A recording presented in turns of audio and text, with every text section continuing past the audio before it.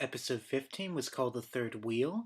It was directed by Sandy Smolin, and it was written by Melissa Rosenberg.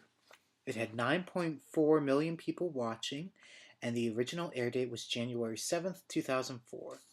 Now, it was a major step up from the previous episode's ratings, which is actually kind of disappointing because it's a much lesser of an episode. It's the start of brand new storylines. Um, One of the positives and negatives about the OC is that most of it isn't memorable, and that's a positive because when I'm rewatching it, I'm discovering all of these storylines, and I'm like, oh wow, I didn't remember that. I didn't remember that, and it makes it a lot more enjoyable of a viewing experience the second time around. But then again, that's also a negative because it wasn't memorable and it didn't stick with me.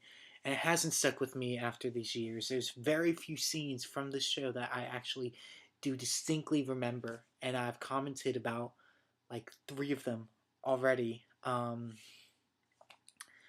oh boy. I had completely forgotten that Seth chose Anna first. That was actually a major shock. And I had forgotten how long this triangle goes. I mean, I'm almost done with the first season.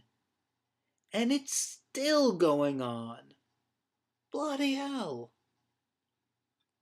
The third wheel is bad transition, but the third wheel is also it's really known for having the first band playing, and the band is Rooney. Rooney was the first of many bands that played on the OC. And they have this really comedic moment with Luke so that the audience can remember the band that they saw. But yeah, this episode it's a little bit more comedic, other than a little bit tiny bit of drama with Oliver. But other than that, yeah, it was a much more comedic episode. That's probably why I don't like it as much, but it's okay. Things are starting to heat up.